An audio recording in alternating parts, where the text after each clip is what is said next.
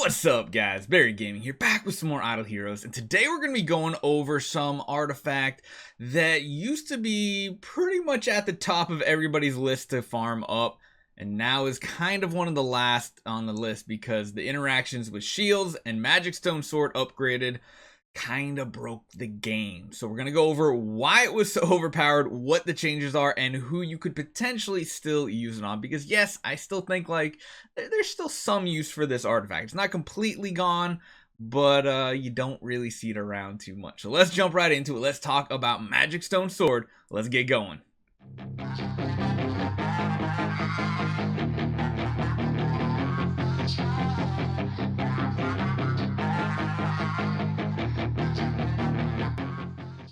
Alright, so by default, let's take a look at the basic version, the regular old 6-star orange Magic Stone Sword. Honestly, not that bad. You get attack, damage reduction, and control immunity.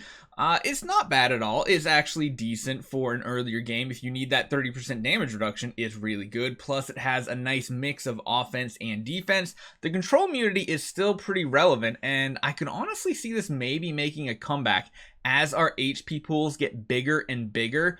I could see an upgraded Magic Stone Sword being a thing, which is why I am actually farming them back up and trying to get another one built to Splendid. Because at Splendid, this thing is crazy. It gets a bonus Soul Guardian. Offsets the damage received, capping the single damage received at 20% of the wearer's max HP.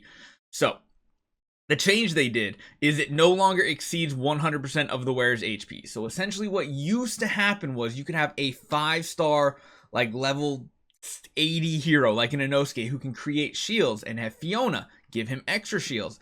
And shields used to count as your normal HP essentially. So if you just had ridiculous numbers of stacking shields, there was no not exceeding 100, there was no limit to what it would reduce. You could just have a shield forever, which is how most people beat the most difficult modes in Void Vortex. It was a cheese method. It was very difficult. It would literally go to the round cap at like 120 something rounds or something. I actually forget what the round cap is now. It's been so long since we've done it. But we have a video of it. I'll post a video to show you guys what the setup is like and everything. But yeah, they had to nerf it. They nerfed the way shields work, and they nerfed Magic Stone Sword at the same time, which I think was the mistake. I think Magic Stone Sword would have been fine if they left it alone but nerfed the shields, or vice versa. But they nerfed both, which really killed this artifact. Right now, so this not exceeding 100% of HP. So if you have a very low level character and say they only have 1 million HP and they take a 5 million HP hit, it's not going to do anything. You're still just going to get crushed.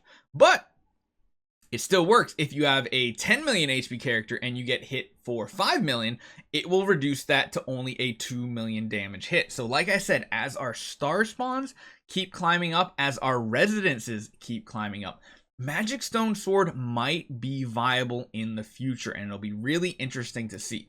Now, when we take a look at the different versions of it, even at Glittery, it's reducing it by 33%, so that means you're going to get 3-shot instead of 1-shot.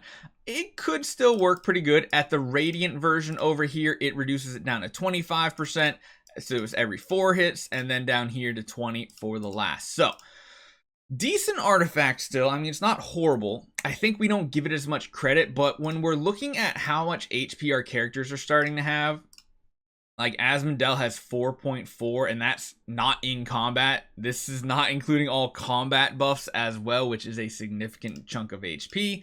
We can upwards get of 10 million plus HP per character, so it's nothing to sneeze at, especially when you're looking at someone in a residence fully built, like mainly for attack, is still having almost 5 million HP.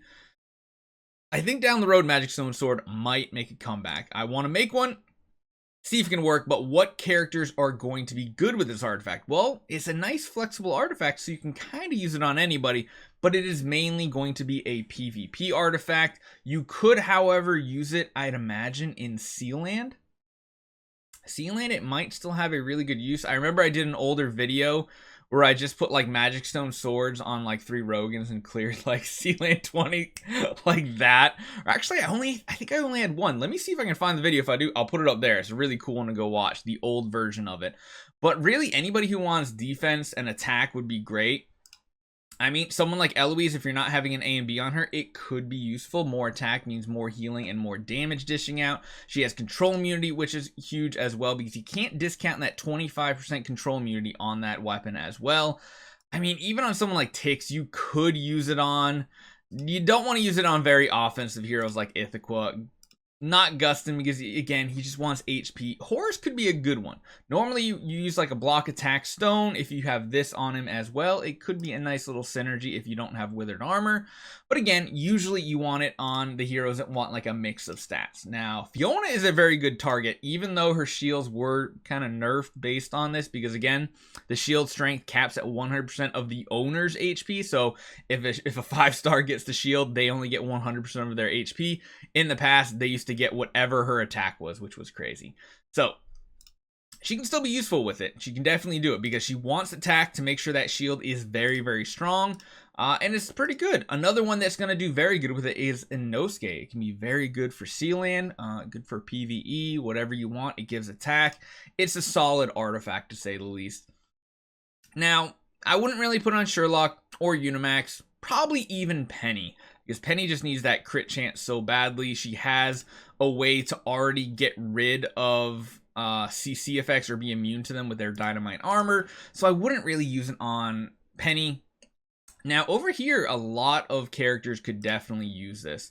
Natasha could be a very good one. Waldeck would do decent with it. Barak, surprisingly, I think would do very, very well, because, of course, as he loses HP, his all damage dealt and all damage reduction increases up to 120% bonus damage and 40% damage reduction.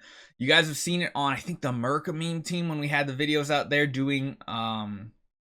we were going through Aspen Dungeon, and the lower his HP went, his basic attack was hitting like a truck. And if you have something like Magic Stone Sword upgraded, that can make it so he can't get chunked down as fast, and it could be a really cool artifact to use on him, in my opinion.